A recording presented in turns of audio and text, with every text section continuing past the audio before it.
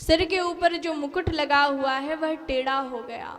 दर्पण मंगाया और दर्पण मंगा करके जब देखने लगे, मुकुट को सीधा करने लगे, तो कानों के पास में जो बाल थे वो सफेद दिखाई दिए।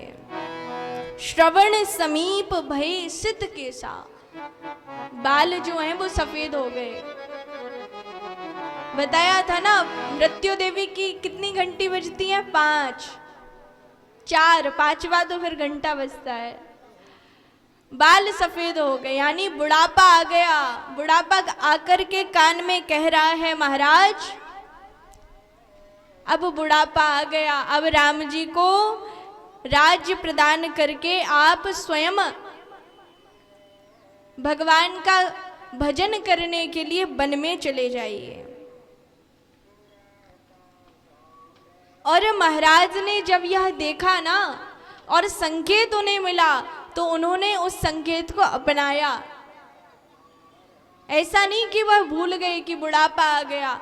हमारे पास जब बुढ़ापा आता है तो हम भगवान का भजन नहीं करते। क्या कहते? 60 साल के बाद प्रभु का भजन करेंगे। हमारा जब जन्म होता है, हम बड़े होते हैं, फिर युवावस्था में आते हैं, फिर और बड़े होते हैं, फिर वृद्धावस्था आ जाती है। जैसा जीव संसार में आता है वैसा ही चला जाता है। जब बालक मातृ गर्भ में होता है, तो जब बालक 1 महीने का मातृ गर्भ में होता है तो उसके सिर का निर्माण होता है। और 3 महीने का बालक जब मातृ गर्भ में होता है तो उसके संपूर्ण शरीर का निर्माण हो जाता है। और 7 महीने का बालक जब मातृ गर्भ में होता है तो उसको अपने पूर्व जन्म की बातों की याद आ जाती है। मातृ गर्भ में शिशु उल्टा लटका रहता है। अब आप बोलोगे कि मातृ गर्भ में तो उसको कोई पीड़ा नहीं होती होगी, ना भूख लगती है, ना प्यास लगती है, ना सुख है, ना दुख है, ना शोक है, ना मोह है। नहीं, मातृ गर्भ में पलने वाले छोटे छोटे कीटाणु, छोटे छोटे कीड़े उसको काटते हैं। वो चिल्लाता है, रोता है, कौन सुने उसकी? नरक से भी ज्यादा वेदना उसको प्राप्त होती है। वह सुखी नहीं रहता। 7वें महीने में वह उल्टा लटक कर प्रार्थना करता है प्रभु से, प्रभु एक बार मुझे इस नरक से बाहर निकालो। ऐसी पूजा करूंगा आपकी कि दोबारा इस मातृ गर्भ में आना नहीं पड़ेगा। परंतु ज्यों ही 9 महीने पूर्ण हुए, प्रसव की वायु का वेग आया और जीव जब संसार में आया तो भगवान को भूल गया। छोटा था, माँ में अनुराग हो गया, पिता में प्रेम हो गया, और बड़ा हुआ भाई बहनों में प्रेम हो गया, और बड़ा हुआ मित्र आ गए, मित्रों में प्रेम बढ़ गया, और बड़ा हुआ विवाह हो गया। तो जो पिता में अनुराग था, माँ में प्रेम था, उन दोनों की डोरी, प्रेम और अनुराग की डोरी श्रीमती जी के हाथों में सौंप दी। बच्चे हुए, बच्चों में प्रेम हो गया, बच्चे बड़े हुए, बच्चों का विवाह हुआ तो नाती पोतों में प्रेम हो गया। और उसके बाद जब बुढ़ापा आया और जैसे जीव आया था वैसे ही चला गया। ये मनुष्य होने का उद्देश्य क्या है? भगवान ने हमें इतना पावन मनुष्य देह दिया है, परंतु हम कल्याण नहीं कर पाते, ना अपना ना समाज का। आप आए हो, बहुत मनुष्य हैं, यदि आप कहते हो पेट भरे अपना, भगवान ने पेट दिया है इसलिए मनुष्य काम कर रहा है। अगर पेट ना दिया होता तो आराम से पड़ा रहता, वो उसको किसी बात की चिंता ही नहीं रहती। काम क्यों कर रहा है? भोजन के लिए ना, भोजन मिले।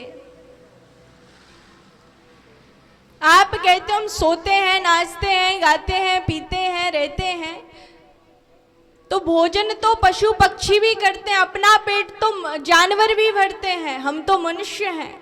सोते तो वह भी हैं, हम भी सोते हैं, खाते वो हैं, खाते हम हैं।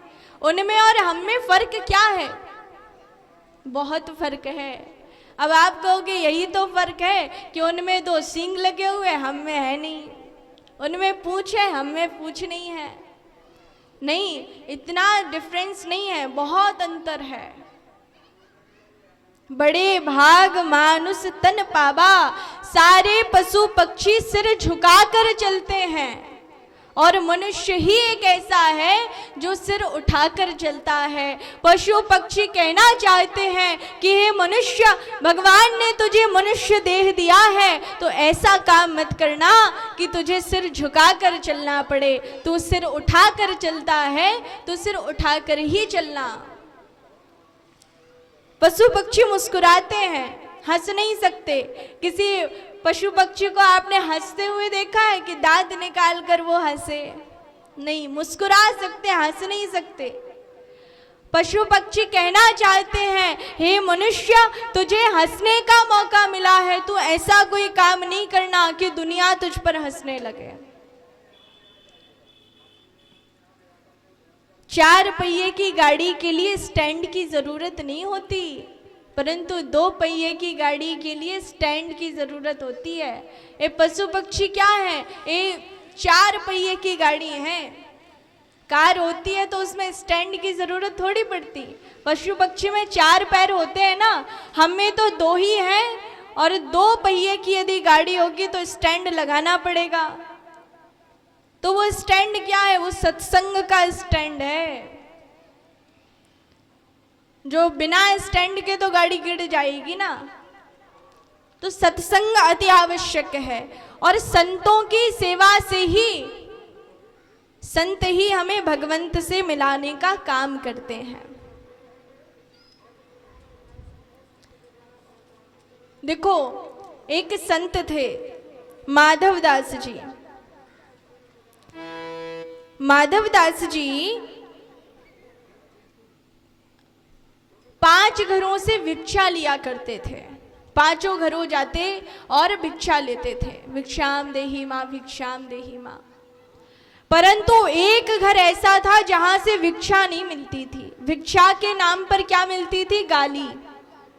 एक बूढ़ी मैया उस घर में रहा करती थी, और जब महात्मा जी आए, मैया भिक्षाम देही, तो मैया ने कहा, अरे बाबा, तू काहे को आ गया हमारे घर पर? गाली की गाली बौछार कर दी, परंतु महात्मा कुछ नहीं कहते।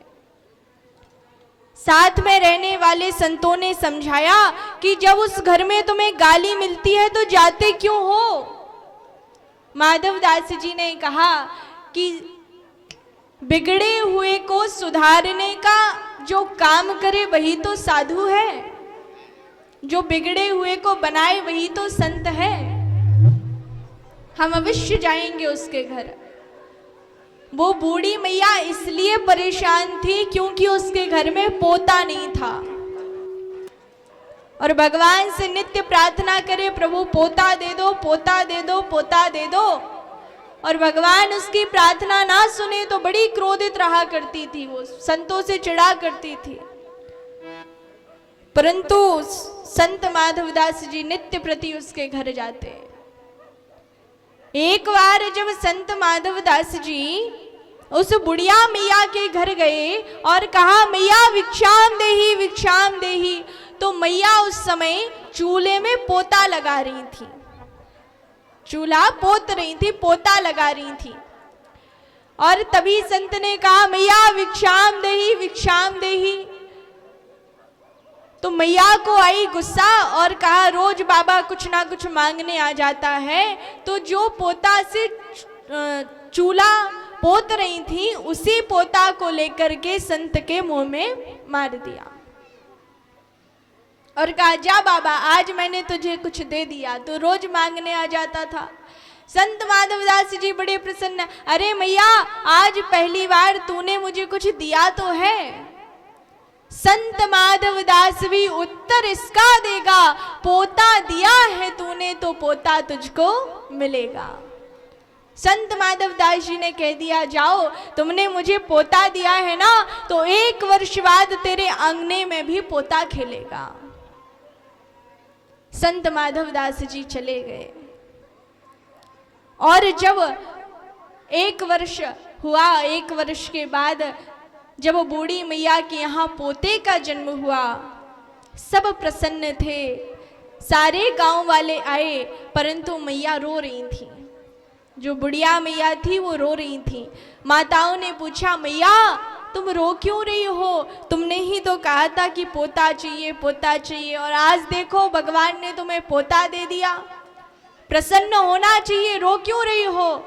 तो बुढ़िया मैया ने कहा, पोता दियो न प्रेम से, मैंने ऋषि दियो मार, ऐसे पुन्नन से सखी मेरा पोता खेलत द्वार।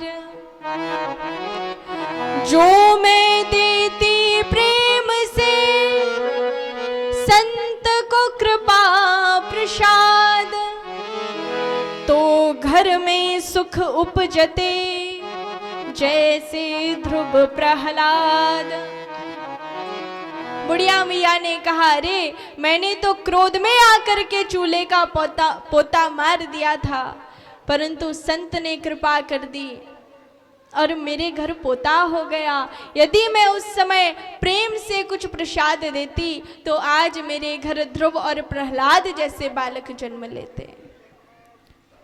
और जो पोता संत लेकर गए थे, उस पोते को धुला, सुखाया, उसकी बाती बनाई और मंदिर में दिया लगा करके, तेल डाल करके प्रकाशित कर दिया मंदिर को। तो पोता भी अपने भाग्य की सराहना करने लगा कि कहाँ मैं मलमूत्र में पड़ा रहता था, हजारों जंतुओं को मारता था, परंतु आज एक संत के सत्संग से मैं मंदिर में प्रकाशित करने वाला दीपक बन गया।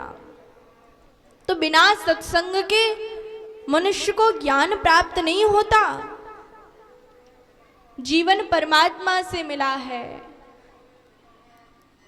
एक बार ब्रह्मा जी के दरबार में पशुओं ने जाकर शिकायत की, आप मनुष्यों को ज्यादा महत्व क्यों देते हो? क्या विशेषता है मनुष्य में? मनुष्य ने हम पशुओं पर कितना अत्याचार किया है। पशु जाकर के ब्रह्मा जी की सभा में जाकर के हम मनुष्यों की शिकायत करने लगे कि बताओ, आप ने मनुष्य कहते हो मनुष्य बड़ा सर्वश्रेष्ठ है, मनुष्य योनि बड़ी सर्वश्रेष्ठ है, कितना अत्याचार किया है इस मनुष्य ने हमारे ऊपर। कहा कौन सा अत्याचार किया है? तो कहा आपने घोड़े पर एक आदमी के बैठने के लिए जगह बनाई, लेकिन उसने पीछे रथ लगा दिया, तांगा लगा दिया तो 12 बिठा लिए। यह अत्याचार नहीं तो और क्या है? बेईमान मनुष्य ने तांगा बना करके 12 बिठा दिए। कहा और क्या अत्याचार किया है? तो पशुओं ने कहा ब्रह्मा जी, भेड़ के शरीर पर बाल सर्दी से बचने के लिए लगे रहते हैं कि वो सर्दी में बची रहे, परंतु इसने भेड़ को ही मूंड दिया, सारे बाल निकाल करके स्वयं स्वेटर बना करके पहन रहा है। यह अत्याचार नहीं तो और क्या है? तभी बकरी बोली, अरे भेड़, तेरे तो बाल ही मूंडे गए, मनुष्य तो मुझे ही मूंड कर खा गया। यह अत्याचार नहीं तो और क्या है? शिकायत कर रहे हैं। देखो, मांसाहारी पशु घास नहीं खा सकता, नहीं खा सकता ना। शेर कभी घास खाते हुए देखा शेर को?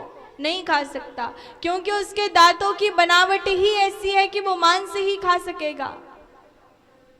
परंतु एक मनुष्य ही ऐसा है जो मिले सो खा जाए। कितना अत्याचार किया है मनुष्य ने पशुओं पर। पशु कह रहे हैं ब्रह्मा जी के दरबार पर। तब वो मनुष्यों की ओर से एक प्रतिनिधि आया, उसने कहा देखो हम बताएं मनुष्य में क्या विशेषता है। पशुओं ने कहा हाँ बताओ। मनुष्य ने कहा आदमी बोलता अच्छा है। तभी कोयल आई, कहा हमसे अच्छा नहीं बोल सकते तुम। यदि कोई कहे बोलता कैसा है, कहा कोयल जैसी वाणी है। उपाधि किसकी दी गई? कोयल की। कहा हम मकान अच्छे बनाते हैं, पशुओं ने कहा हम तुमसे अच्छे मकान बनाते हैं, पक्षियों ने कहा हम तुमसे अच्छे मकान बनाते हैं। तो कहा हम कपड़े अच्छे पहनते हैं, तो पशुओं ने कहा हमारी चर्म से ही बनाकर तो तुम कपड़े पहनते हो, कौन सी विशेषता है तुम में। मनुष्य बोला हम बड़े बलवान हैं। शेर ने कहा हमसे ज्यादा बलवान नहीं हो सकते। मनुष्य जब आता है और दहाड़ता है तो क्या कहते हैं, शेर जैसा दहाड़ रहा है। परंतु कभी किसी शेर को उपाधि दी गई मनुष्य की कि क्या मनुष्य जैसा दहाड़ रहा है? नहीं, जो भी उपाधि दी जाती है पशुओं की ही दी जाती है। कहा हमारी नाक अच्छी है, तो कहा तोते जैसी नाक उपाधि देते हैं ना, तोते की नाक बड़ी अच्छी है, आंख हिरन की तरह, बोली कोयल की तरह। आदमी में आदमी का है क्या? कुछ नहीं है। पशुओं ने कहा ब्रह्मा जी अरे मनुष्य का शरीर बेकार है, इससे अच्छा तो हम पशु हैं। आदमी बोला हम मूर्ख हैं। गधे ने कहा हमसे ज्यादा नहीं हो सकते। आदमी ने कहा हम चालाक हैं। कौवे ने कहा हमसे ज्यादा नहीं हो सकते। तो ब्रह्मा जी बोले इनमें मनुष्यों पशुओं से तुम्हारी कोई गिनती नहीं है, पशु तुमसे सर्वश्रेष्ठ हैं। तो मनुष्य ने कहा फिर आपने हमें मानुष तन दिया है, आप कहते हो मनुष्य सर्वश्रेष्ठ है। कहा मनुष्य शरीर इस बात का सौभाग्य सूचक है कि शरीर से साधना हो सकती है, भजन हो सकता है, आराधना हो सकती है। पशु पक्षी साधना नहीं कर सकते, पशु पक्षी भगवान का भजन नहीं कर सकते, पशु पक्षी कथा श्रवण नहीं कर सकते। जीवन में मनुष्य ही ऐसा सर्वश्रेष्ठ है, मनुष्य योनि ही ऐसी है जिससे हम भगवान को प्राप्त कर सकते हैं। तो यह मानुष देह हमको मिला है और प्रयत्न करना चाहिए कि जीवन में जब जब समय मिले तब तब भगवान का नाम स्मरण करें। अपनी ट्रेन एक दिन छूटे तो दुख होता है। देखो यदि आप स्टेशन पे गए हो, ट्रेन आ रही हो, आपका रिजर्वेशन हो और 1 मिनट से आपकी ट्रेन छूट गई, आप गए और ट्रेन छूट गई, तो दुख होता है ना कि अब अगली ट्रेन का इंतजार करना पड़ेगा।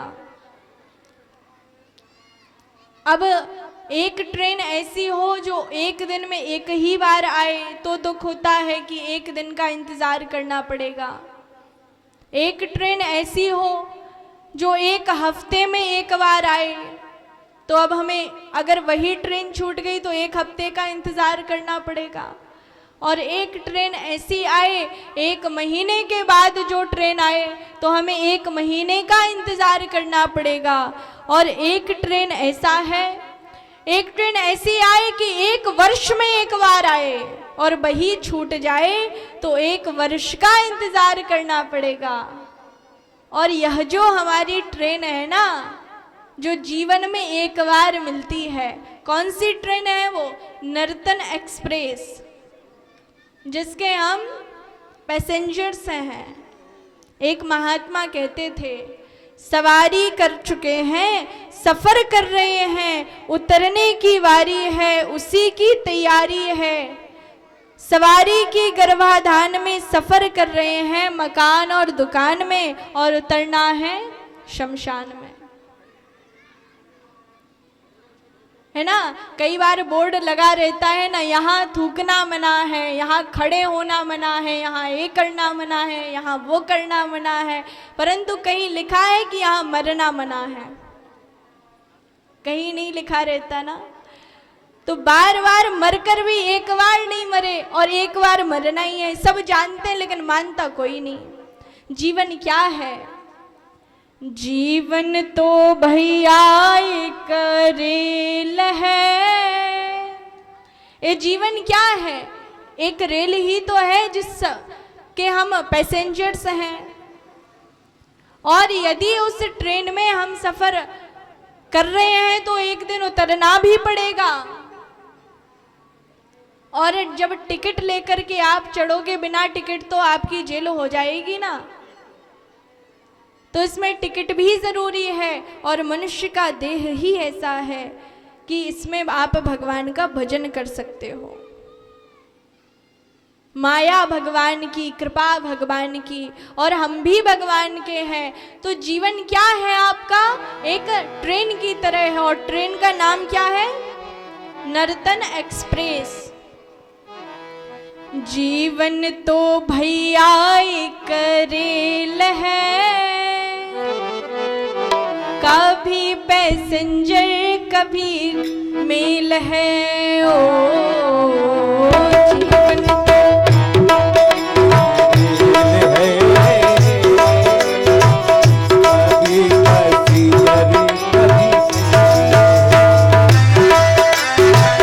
जीवन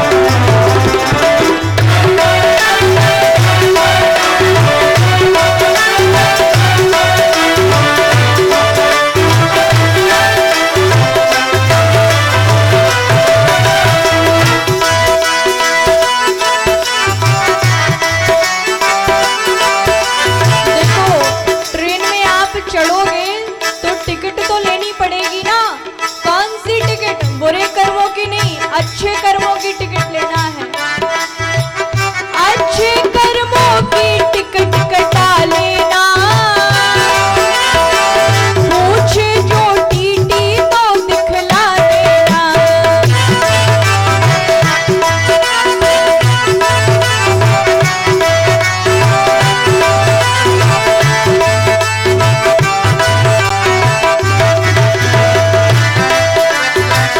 बिना टिकट तो सीधी जेल है,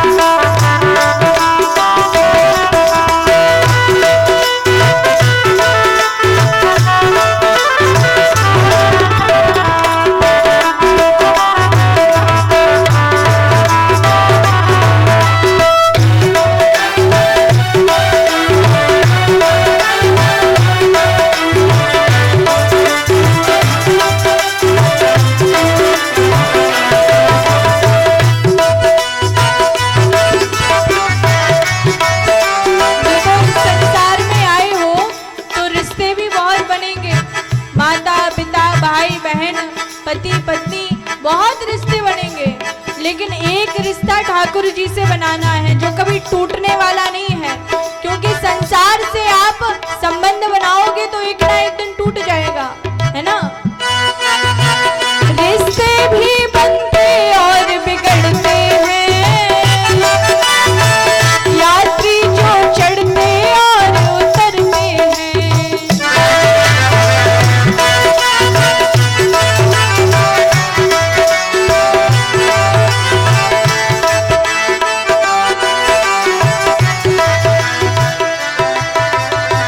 भैया इस सिग्नल का ही खेल है,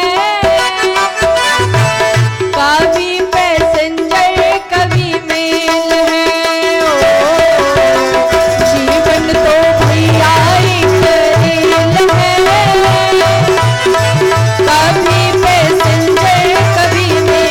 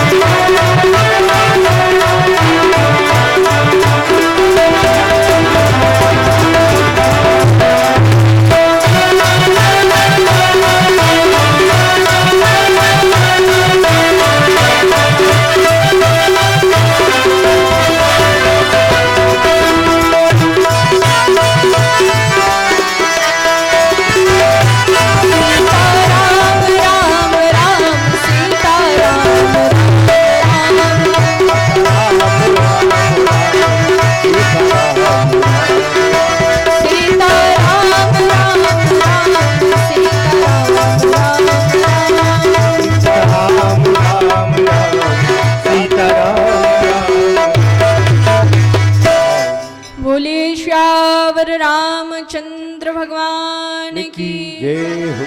श्री जगत जननी दुर्गा मैया की जय हो। हरे राम राम राम हरे हरे, हरे कृष्णा कृष्ण कृष्ण हरे हरे।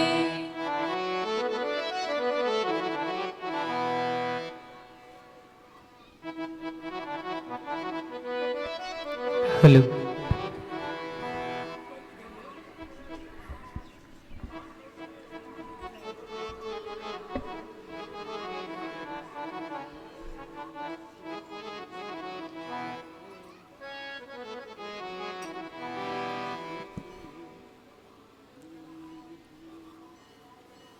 बोलिए मानस भूषण काजी महाराज की जय हो। आइए समस्त कथा प्रेमियों से हेलो बोलिए दुर्गा मैया की, श्यावर रामचंद्र भगवान की। परम विद्वान राजापुर की शान हमारे परम पूज्य मानस भूषण कागजी महाराज मंचासीन होने जा रहे हैं। आप लोग जोरदार तालियों से स्वागत करें परम पूज्य कागजी महाराज का। अभी आप लोग संस्कृति दीदी बाल व्यास से भगवत चरित श्रवण कर रहे थे। परम पूज्य कागजी महाराज जिन्होंने श्री रामचरितमानस के माध्यम से अनेक जीवों का एवं मनुष्यों का कल्याण किया है, जिनके उपदेश से लोगों के अंदर भक्ति की प्रेरणा प्राप्त होती है, ऐसे वयोवृद्ध कागजी महाराज के चरणों में कोटि कोटि प्रणाम। बोलिए जगत जननी मैया की जय हो। हो मेरे सतगुरु तेरी नौकरी, हो मेरे सतगुरु तेरी नौकरी, सबसे बढ़िया है सबसे खरी। हो मेरे सतगुरु तेरी नौकरी।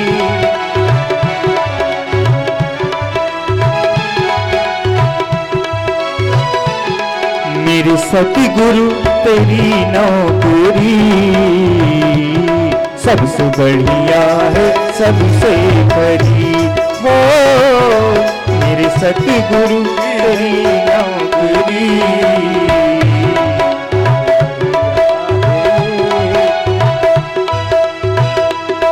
मेरे सतगुरु तेरी नौकरी सबसे बढ़िया है सबसे करीब। हो मेरे सतगुरु तेरी नौकरी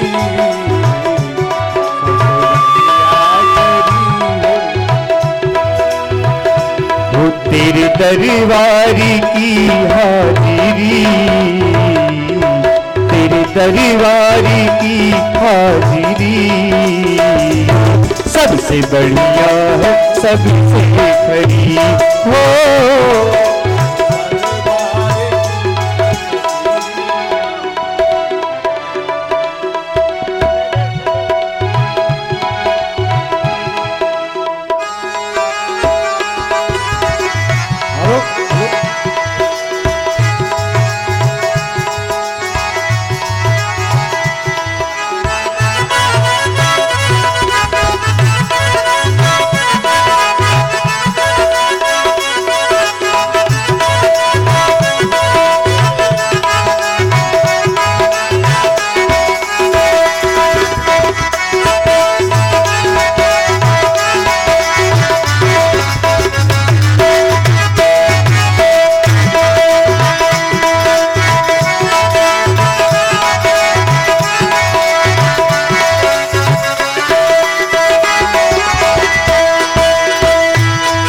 नसीबी का जब गुल खिला तब कहीं जाके ये दर मिला।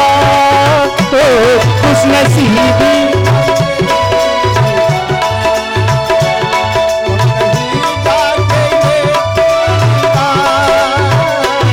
खुश नसीबी का ये गुल खिला तब कहीं जाके ये दर मिला।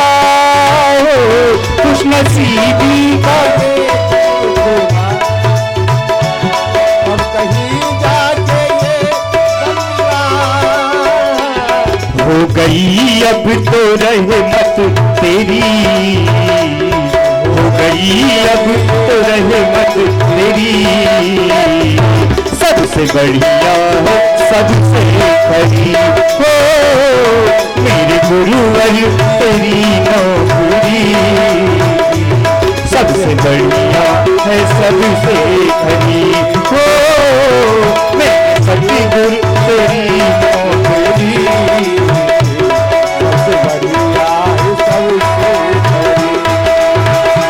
मेरे गुरुवर तेरी नौकरी सबसे बढ़िया है सबसे करीब। हो सतगुरु तेरी नौकरी सबसे बढ़िया है सबसे करीब। सबसे बढ़िया है सबसे करीब। सबसे बढ़िया है सबसे करीब। सबसे बढ़िया है सबसे करीब। बोलिए माने सुभूषण काजी महाराज की जय हो। हरि ओम श्री परमात्मने नमः। यं ब्रह्मा वरुणेन्द्र रुद्रमरुताः स्तुवन्तो दिव्यस्तवै वेदै साङ्गपदक्रमोपनिषद गायन्ति यं सामगा। ध्यानावस्थितद्गतेन मनसा पश्यन्ति यं योगिनो यस्यां तं न विदुः सुरासुरगणा। देवाय तस्मै नमः।